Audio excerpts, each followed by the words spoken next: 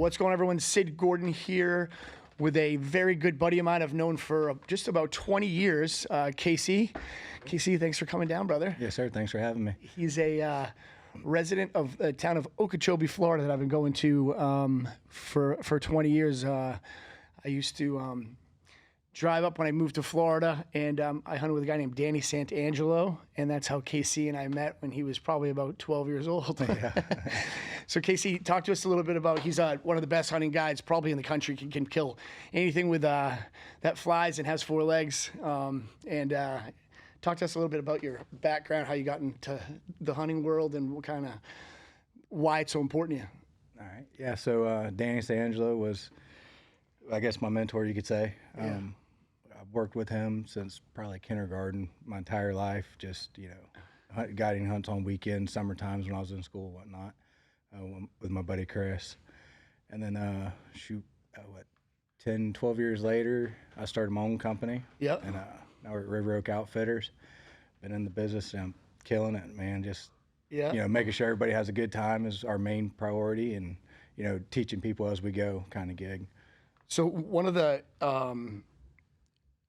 reasons why Casey's on, other than the fact that he's a really good buddy of mine, is because I've gotten a lot of people saying, "Oh, I see all your hunting stuff," and there's a lot of stigma behind Florida hunting, and Casey really has done an amazing job showing people like what Florida has to offer, and teaching about the woods. When I came to Florida from Boston, I was hunting in Maine, in New Hampshire, and the most dangerous thing up there is a bull moose, in rut, and then you come to Florida and everything's trying to kill you in the woods.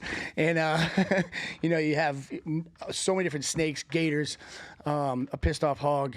And, there's a very, very important technique behind, understanding what's going on in the woods, and that type of stuff Casey's taught me, my buddy Zach's taught me.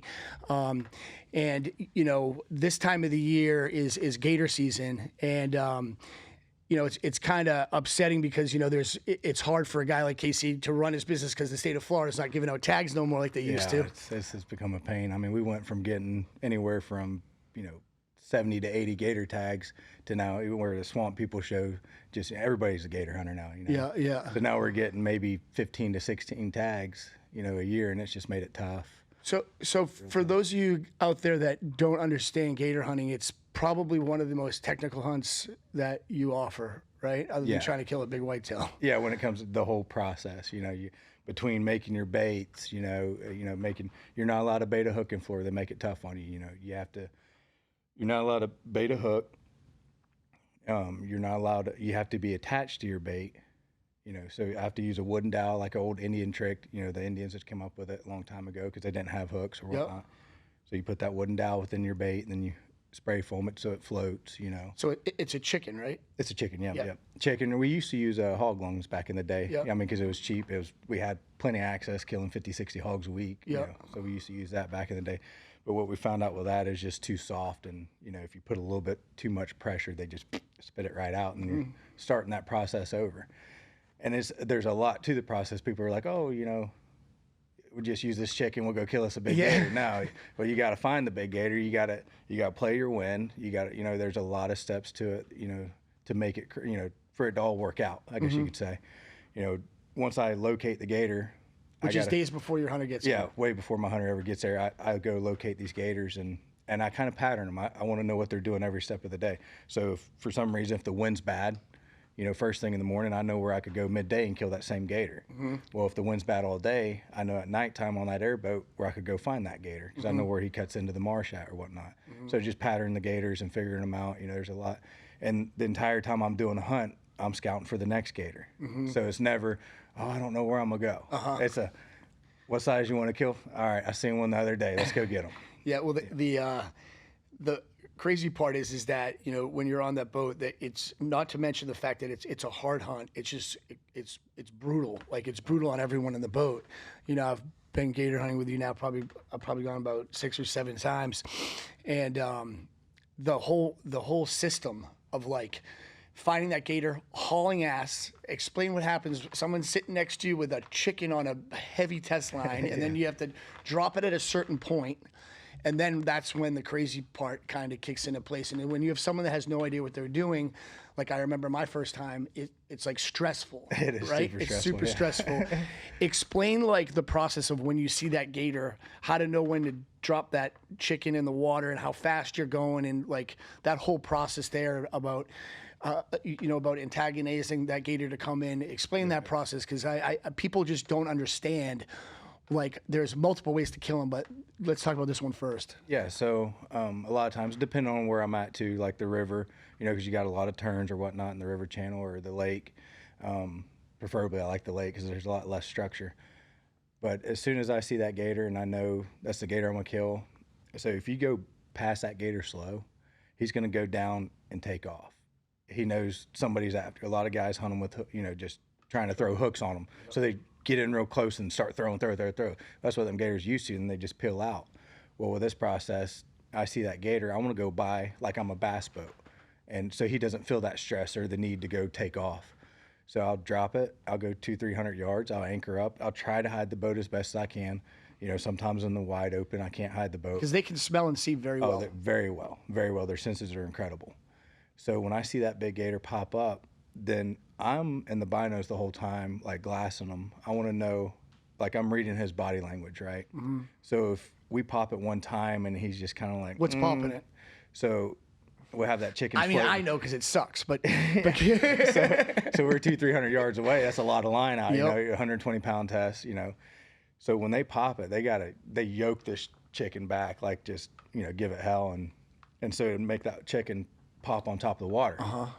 Well, that's what's going to antagonize that gator to come in to eat it. Mm-hmm. Well, a lot of times, if I'm reading this gator, if he's not liking the pop, we'll do like a little bob. So I'm reading this gator the whole way to the bait, to make sure he's locked in. Uh-huh. Once he grabs it, if he grabs it, you really want him to just throw his head back and swallow it. That's when it's perfect like, all right, scenario. let's go, boys. Yep. We got a line in him. We don't have him caught. We have a line in him. We know where he's at, what he's doing. Mm-hmm.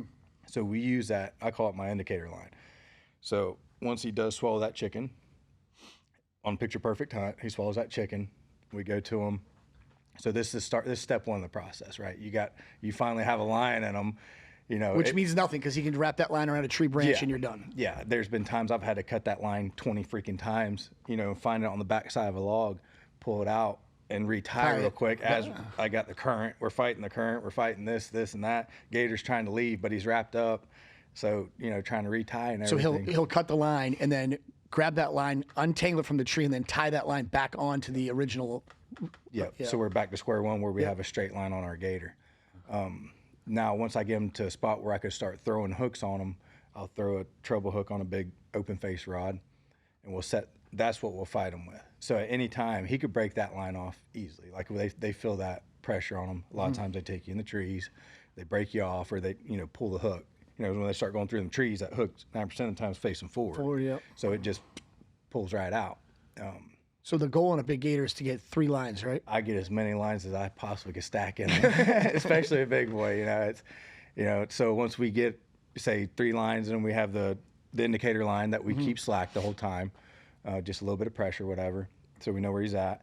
And then we have the 2 open face rods in them, full anchor, making him pull that boat around, tire him out. And sometimes there's only you and one other hunter on the boat. Yeah.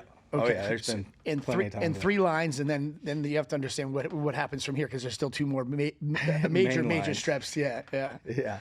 So then once we get that, we got 2 lines in them now. We got the indicator line in them. We'll try to pull them up once we get them tired enough, and we'll get a harpoon. And now this is where a lot of trouble can happen. Yeah. Separates the men from the boys. Yeah. This is what separates everybody. Like I'll tell these guys, make his grandma feel it. Like drive it from his back to his belly. You just drive that harpoon as hard as you can. And once that line gets in them, it's tied to a thick rope. So we pretty much have with a buoy secured. Yep, with a buoy on the end. So if he takes off with it, he could take off as far as he wants. We have that buoy line. We know where he's at. We still have 3 other lines in them. Yep. So but I've had all the lines fail. I've had the harpoon line, break the wire. It's stuff happens. So it's never secured until that bang stick goes off. Yep. And then you pull them in the boat. Yeah. So once you wear them out with a harpoon line, you got that good hard line, you can put a lot more pressure on them, get them up next to the boat, and we'll lift them up. And I'm right there talking to the client, like, hey, I'm gonna lift them up. I'm gonna show you the square plate.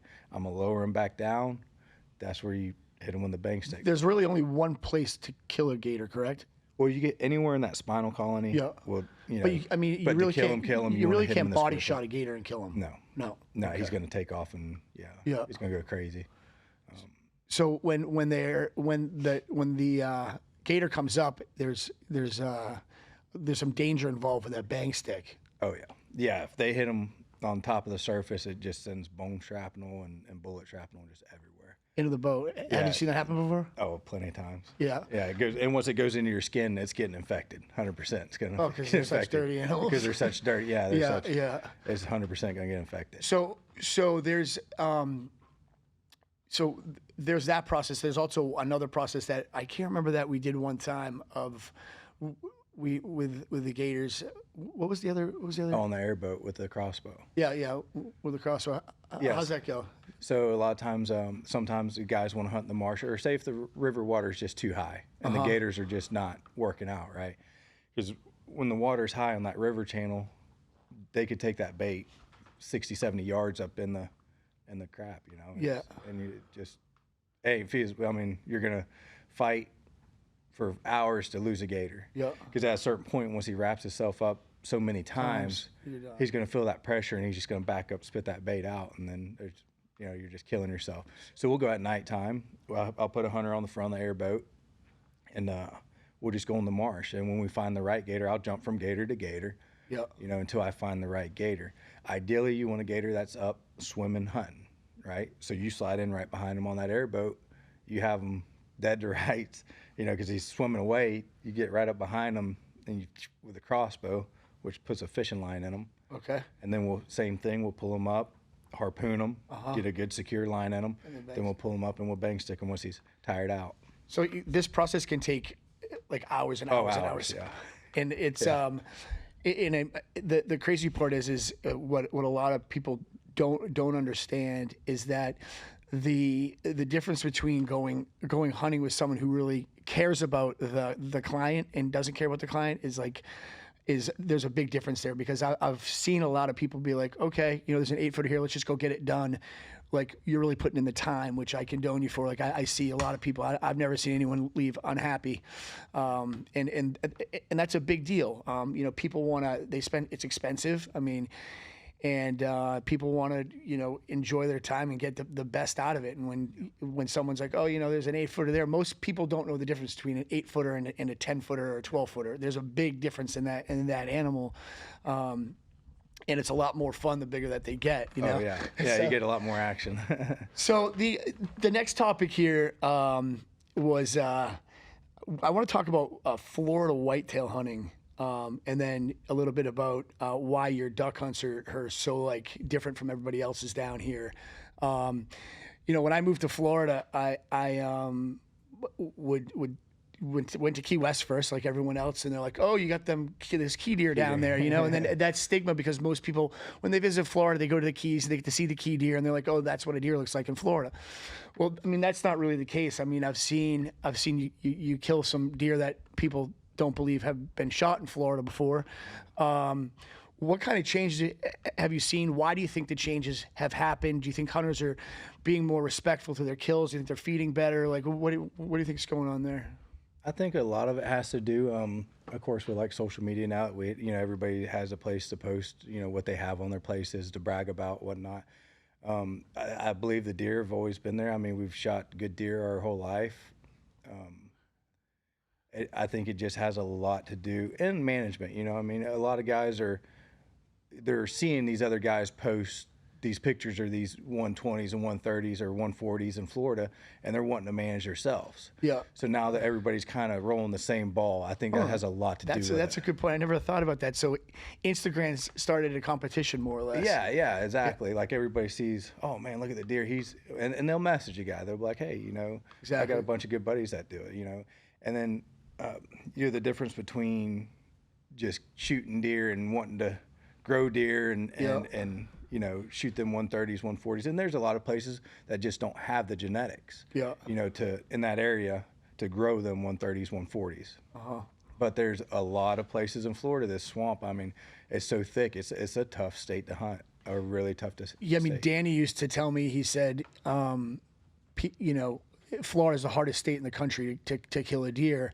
And if you're from a different state and disagree, come down and try to do a self-guided hunt. And then I'll go to your house in Ohio and I'll self-guide myself and show you the difference. Cause I mean, I have property in PA, Ohio, South Carolina, just got back from Tennessee. I can pretty much go in the woods there and at least see a shooter. You know, I can sit up in a stand and, you know, see deer on every sit. Well, there's been times where I've gone and hunted here, and I've gone months without being able to even see a buck we're shooting. And the terrain is so intense. And I read this article that said there was no way to figure out how many deer were actually populated in Florida because of how difficult the terrain is. And just like the amount of how grueling it is. Like, you know, when I came here, I was hunting in Corbett, for like 10 years with Zach. You know, out of the 10 years, I killed 6 bucks there. But that whole process is you're in wastewater, like you're deep in water, you're carrying your climber in and out, then you're dragging out a deer. It's 130 freaking degrees. It sucks. But for some reason, you know, we do it anyways. So, as far as the deer hunt goes, what's the difference between, for you, guiding in Florida and then guiding in different states? Because I know you've done both.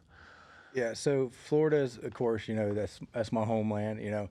And I tell you what really stepped up the game for me down here in Florida is the cell cams. You know, when that buck shows up on camera, I know he's going to be there so if he shows up in the morning, I'm there that evening. I have a guy in the stand that evening. Or I have a guy that, you know, I'll call my clients, be like, hey, you know, I got a nice 120, 130 showing up. Need to get you in the stand. They're driving 3 hours from Key West. Yeah, they're hauling butt, you know what I mean? So they're either in the stand that evening or that next morning we get that buck killed. I think so the trail cameras really helped me out a lot, you know, just knowing, bam, he's there. Or knowing what you have and, you know, the time frames he's hitting. Okay, once he locks on them does, I feed the does pretty much, I feed year round. So the does live on me. They stay there. You know, so them bucks, a lot of my properties border, you know, like South Florida water management areas where you can't hunt, you know, so. You're not supposed to hunt. You're right, you're not supposed to hunt. But when them bucks come out, and, you know, and they lock on one of them does or, you know, they have the herd of does there, they stay there for a couple of days, you know, so that gives me the opportunity for a client to come in and get their deer killed. So how far will a deer, like, travel during different parts of the year? Because I've noticed and I've really dug deep on whitetail hunting myself in the last like 3 years. I just really started to take it differently. Like, if shit ain't perfect, like, I'm not going after it anymore. Like, I try to really be a lot more patient. People don't think I'm patient, but I can sit in a tree stand for 12 hours and not move, just because I'm so addicted to the chase there. But so what's the difference between when they're in rut and then not in rut? Like, they're traveling differently. Will that deer stay within a 5-acre area? Are they territorial like that? So what I found out over the years of hunting these Florida whitetail, if I have them pattern when they're, you know, in velvet, that first little pre-rut, as soon as they go hardhorn, they start chasing right there. They're not, you know, the does aren't, you know, in estrus yet, but they do like a little pre-rut just as soon as they go hardhorn. If I have them during archery season where I'm patterned, I could pretty much kill that deer. Now during the rut, you know, it's all camera work. It's all, yeah, I mean, put it this way, last year during, it was during archery season. I had a buck 2 miles, you know, on that 40-acre little slot versus the 2,500 acre, which 2 miles different. And I had a buck on camera just hitting it every day. And I was like, oh, you know, we're hunting him this weekend. Well, opening weekend, my client 2 miles away shoots the same buck. He just did that little shed, you know, went his little pre-rut. Yeah, and he done traveled 2 miles to that other camera and was with a doe there. He got shot that morning. Jeez. And then when they're not in rut, you're not seeing them as much, right? So they're basically staying in one area where there's a food supply, water supply, and bedding, right? So everything you need. It snaps out and changes, and that's why they're a lot easier to kill when they're in rut. But so Casey has an amazing like duck I don't know, I'd say guide technique. He kills like some really, really cool birds. And it's not typical for someone to really shut down the ability to just kind of shoot any duck and focus on like Three species. those three species. Can you talk about like the goals that high-end duck hunters have, that like they'll fly in just to hunt with you because they have to accomplish this goal? So when I started out duck hunting, I was 100% limits. Everybody wanted to shoot limits, and it was kind of, I mean, not saying boring. It was just kind of the same thing. Everybody just wanted their limits. Challenge-wise, it just wasn't there for me. And over the years of doing it, it's kind of like you want that chase. Just like chasing a 130-inch buck or 100, in Florida, or a 180-inch buck up north. Yeah.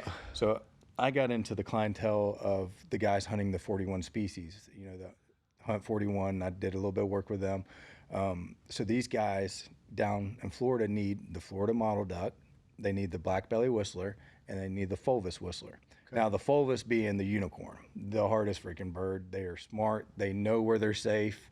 So you have to grind. I mean, I can't tell you how many miles I put on my truck and boats to find them, locate them in these remote areas to where I can hunt them legally. Get it done right. Florida's the only state that you can kill that bird? You could kill them in Mexico. Okay. Mexico and Argentina, you could kill them, but getting them birds back, you can't. So the guys doing their trophies, they want to mount the bird. They want to bring it home. They want, put it part of their 41. A lot of the guys have all 41 species mounted across their. How long does that take if you grind to kill all 41? I mean, can you get it done in 2 or 3 years? So there's a guy that did it in 1 year. No shit. Yeah. God, that must be expensive. There's a big YouTube video on him. Really? Him doing the 41 species in a year. So how many species in Florida can you kill out of the 41? Oh man, you can kill the green winged teal, you can kill the blue winged teal, the Florida mottle duck, black belly, fulvus, wood duck, pintail, spoonbill. Let's see, widgeon. I mean, if you different parts of Florida, we have these these management areas where you could kill a bunch of different species. Now, like your average, you have a bunch of ringers, bluebills, the lesser. A bunch of them species can be shot after. So what I do with my clients, if we kill our 3 species, what they're coming down, what they're paying to come hunt, my 3-day hunt, I'll be like, hey, anything else you need for your 41? They'll be like, I need a bluebill lesser, or I need a good representative of blue winged teal. So a lot of these states up north, they kill these blue wings, but they're not plumed out because the blue wings leave so early. Explain that. So they migrate early, the blue wing. So that's why we have like an early teal season right down here, which starts September 5th or 16th. So we'll hunt them early because they just moved in. So they're already moving out of the south in September. So come December, January, they're not up there. Got it. If they are, it's very rare. So a lot of my clients they've shot them for their species, but they haven't shot a good one to mount. So we'll, 90% of my guys, that's what we do. We'll go kill a good blue wing representative with the full moon on his head, just a beautiful, plumed out bird for that time of year. So blue wing teal, doesn't get plumed out until mid-January on. So that's so you got to be here to do it. So you got to be here mid-January on. So the month of September, I mean, I watch you, and it's crazy because you're running ragged. The month of September, you have deer season, gator season, duck season, and then people that want to come in and hog hunt. So it's like pretty much a nonstop, no sleep, and then you still manage to kill a lot more deer than everybody else for yourself on public land. He doesn't hunt his private property at all. So with the other birds, like the turkeys down here, that's it. People are like, oh my God, $2,500, $2,800, $2,900 a bird. That's crazy. When I'm shooting an Eastern or whatever, it's $400 or $500. I shot an Eastern this year, and I've turkey hunted in Florida for a long time. I've only killed 2 birds down here in 20 years because I've tried to do it myself. I went to Ohio this year and tagged out in a day and a half obviously there's a large amount of birds. The terrain's different, but talk to us about the difference between hunting the other. What are there's a total of 4 species. Yep, in the States. Yep. Yes. So, and that's a slam as well. All 4 birds. Yep. So, talk to us about like the difference between the birds and why like Florida is such a more expensive place to kill one, and why it's so hard here. All right, so with the turkeys, when the Osceolas, any avid really turkey hunter, could tell you Eastern's pretty easy. Your Merriams and your Rios are pretty easy. 90% of the guys come down there like, man, these birds are super sensitive. Yep. They will overcall them. See you later. Yep. Get busted. They don't play around. They're on high alert 24/7. They have a lot of predators down here between the bobcats, panthers, the bears, coyotes. Everything. People, yeah, they hit the ground. They're like, what's going on? What am I running from today? So a lot of these, and a lot of my turkeys I kill. Don't get me wrong. We have plenty of birds fly down, gobble, come straight in, strut into the decoys, boom, we kill them. Those are the picture perfect hunts. And then you go a mile away, and the bird is completely different. And there's always a lull in every freaking season I have where there's a week where I can't buy a bird. Yeah, they just don't. They don't talk. They hide. They hide. I don't know where they go or what they do. They don't gobble on the roost. They make it tough on me. But I average 60 birds a season. So I'm hunting. How many hunters did you have last season? 63. So 3. So and then 3. So 3 people out of 60, and then they get to come back and go again if. Yeah. So I'm 100% trigger pull opportunity. If they don't kill, they come back for free. I've been. Now that doesn't count if you miss. Yeah, not missing. Yeah, I'm 100% opportunity. That trigger pull, if you pull the trigger, and I don't make any guys pull the trigger unless it's within range. If it's within range, bird's doing what he's supposed to be doing, bam, we shoot. Guy wounds them. There's always option to buy another bird. Yep. But I've mad respect for my landowners just as much as they have for me to be fair with them. If a bird's hit, he could possibly die within within that year. So for KC to be successful, which I've seen and watched, it's insane. So he's scouting for days before a hunter gets in. He's building relationships with as many people as possible to be able to go on property and have enough animals to where he's not like overkilling one area. Cautious about that, because then the next year you're not populating enough, and then you're causing problems. So you only want to kill a certain amount of birds, certain amount of deer, a certain amount of animals on each piece of property. You're kind of shooting yourself in the foot for the following years. And that's a year-round thing. Like there's really no break. No, there's no break. So what would you say the most difficult thing is for you, like on a yearly basis to be able to manage? Is it dealing with the different types of clients, the landowners, things constantly changing? What's the hardest thing about being a guide? Because everyone that hunts wants to be a guide. Everyone wants it, but they're all like, "Oh my God, that's so cool." That's probably the hardest thing, finding that guy that could run the company potentially, and be the same level you are, right? So when people come to hunt with me, they want to hunt with me. They don't want to hunt with Joe Schmo, who I hired which I'm trying to get them into, because they're hunting the same places I'm. So a lot of times during duck season, I'll go out and scout on the airboat, and I'll put my guide and the hunters in that spot. So it's no different than hunting with me, minus a different person and whatnot. So you try to get that. That's probably the hardest thing, man, is keeping a guy.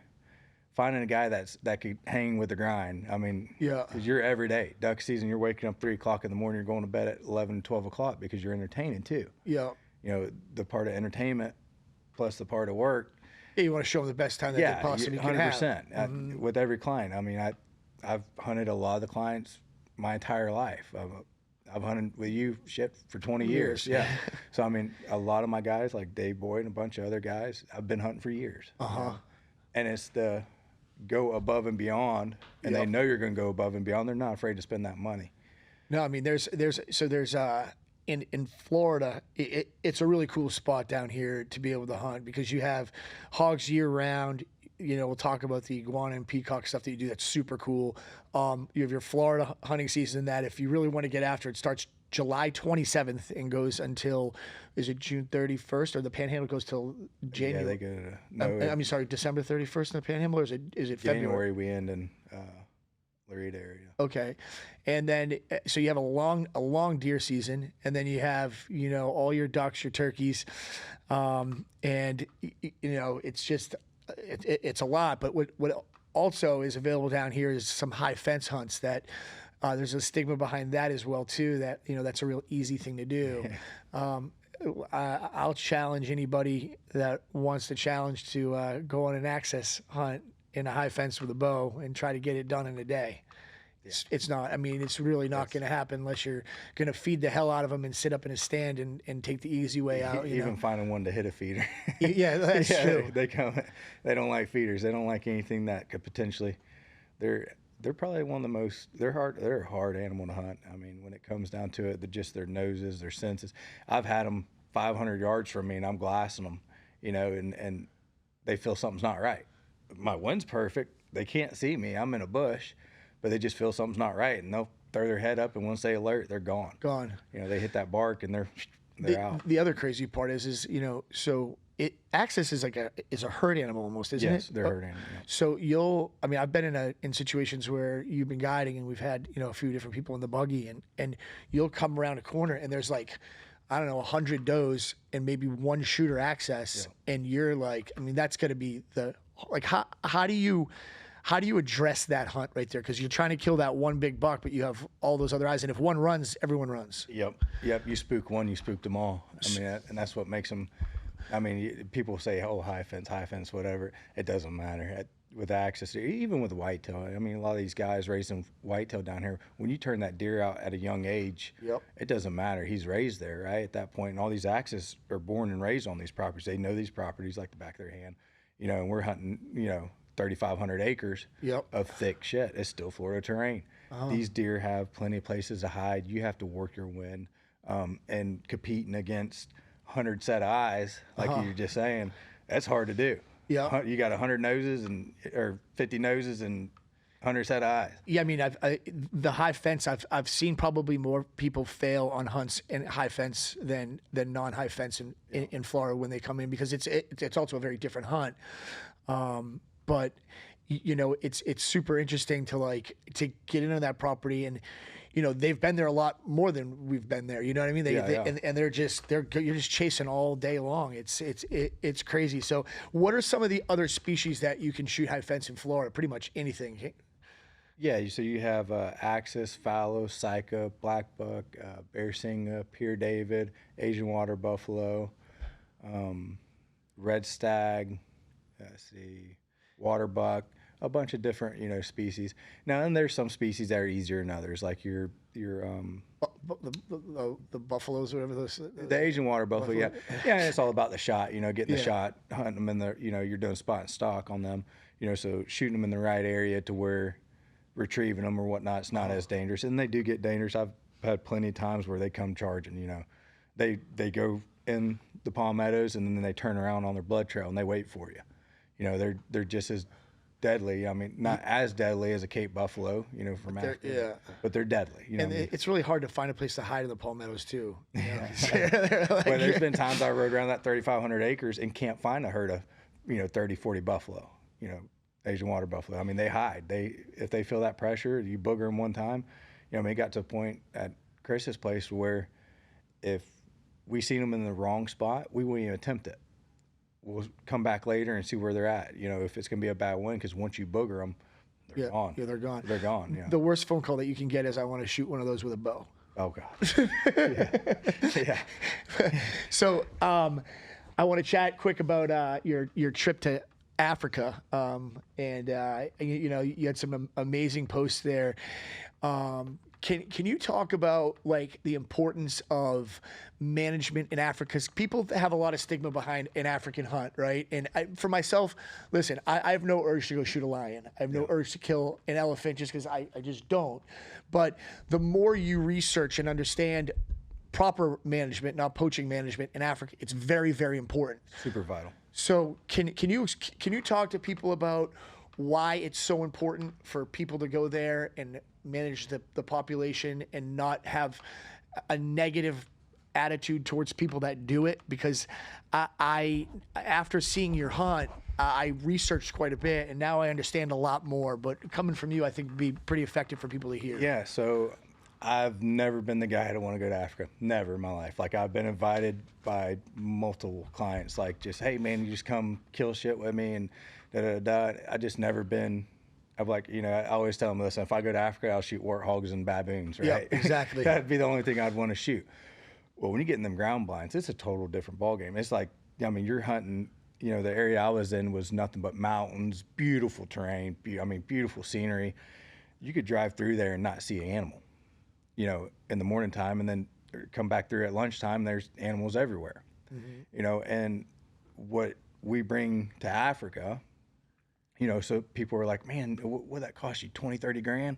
You know, all them animals you shot? No, it's super inexpensive. It's, you know, and the quality of the places you're staying in, super cheap. I mean, you're talking $350 day rate, all you can eat, all you could drink. Yeah. You know, beautiful lodge, beautiful, you know, staff, amazing staff. You know, the guide, the PH there is freaking amazing. He's like one of us. Yeah. You know, we got along real good.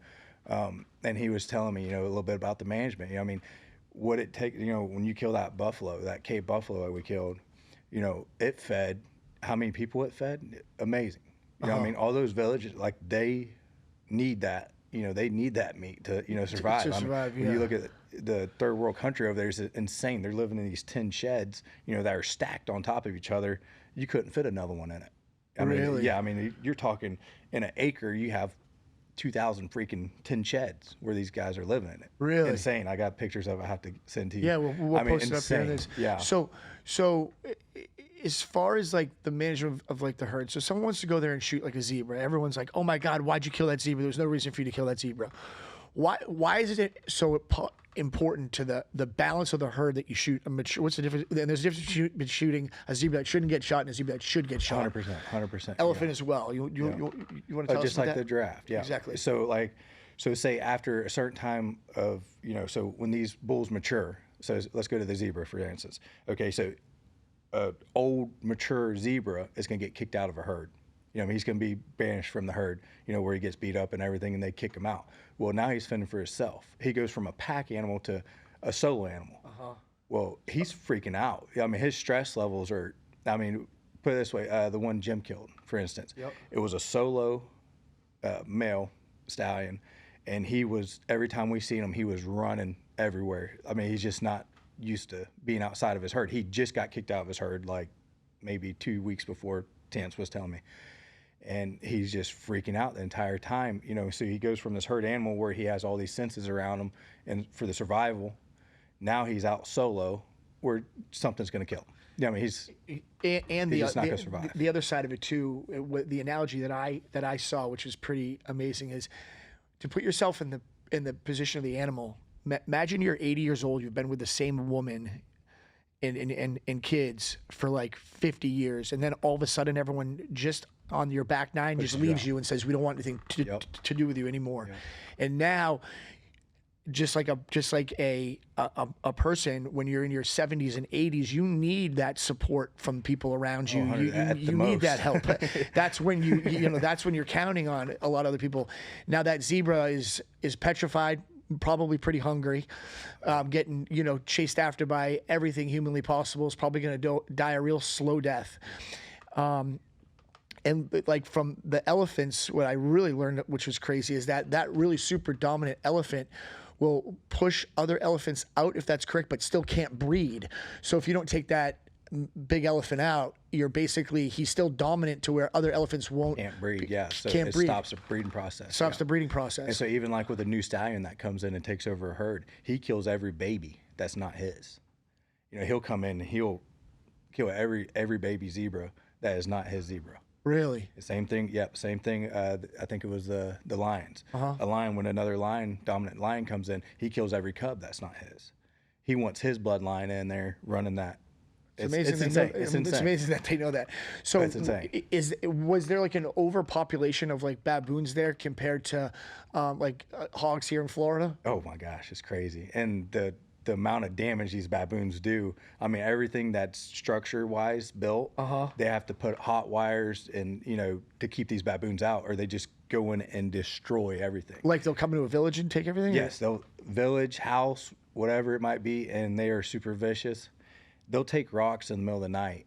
Put it this way, this is how angry they are towards people and whoever. They'll take these big boulders and they'll put them in the middle of the road, so that way the trucks can't get through and shit. Really? Yeah, it's insane. It's insane. Wow. Like a lot of times you'll have a tracker on the front of the truck to pick the rocks out of the way, because they'll put big boulders, you know, I mean, not no little rocks. They put big boulders right in the middle of the road just to stop the trucks from coming through. Super smart animals. Super smart. What was super smart. what was the highlight of that trip? Man, if I had to say the highlight, oh shit, it's hard to put a highlight. Really? It was all freaking amazing. Was it the best hunt you've ever been on? Yeah, hands down. Yeah. Hands down. Yeah, I mean, there was one other hunt I've been on that was pretty amazing, like, you know, view-wise. Like the mountain lion hunt me and you went on. Yeah. We didn't kill nothing, but that was an amazing hunt to me. I mean, it just was. riding the mules through the mountains and shit. I loved it.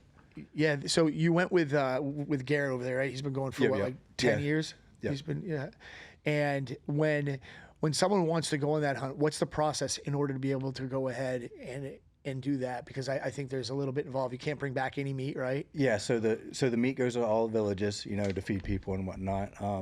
So the route I went, I don't have a lot of money, you know, so I can't afford to mount these animals as soon as they come back. Super cheap over there to get them tanned, right? Okay. So, and super cheap to ship them back. So all these animals I killed, I'm having tanned over there, like my zebra rug, $200 to have tanned over there, which would cost me $2,000 over here. You know what I'm saying? So I have it shipped back, and now everything's tanned. I'm not in a rush to take it all to the taxidermy. Exactly. Say I want to get 2 animals mounted this month, I go drop them off. I want to get 3 animals mounted next month, you know, depending on what seasons or whatever. So when someone goes over there, do you have to like basically in advance say what you want to hunt? Because I know, so essentially you bring over a client, Garrett brings over a client or two, whatever, and then there's guides there that are supporting you guys, correct? Yep. Yes. So you're basically, and then how many guys is someone getting when they get there? Is it a whole team? So yeah, so say like we took Jim over. Jim had 3 guides, you know, or you know whoever is over there with us. So you have me, Garrett, you know, between my knowledge, Garrett's knowledge, and the PH who's been doing it his entire life, which is super skilled, you know, that knows the area like the back of his hand. You know, so you have 3 to 4 client or guides there with you at all times. You know, everything's taken care of, man. It's how is the difference between watching those guys track an animal compared to someone here in the States trying to track an animal? Bro, I thought I was good, you know. I mean, we used to kill anywhere from 60 hogs a week, you know. So my blood trailing skills were pretty fire, you know. I'd follow a track and whatnot. Put it this way, so Jim, we shoot a Cape buffalo, right? These jokers disappear. There's 3 big bulls together, and they disappear, like cannot be found. We shot that buffalo at like 10 o'clock in the morning. We ride all day, never lay eyes on them again.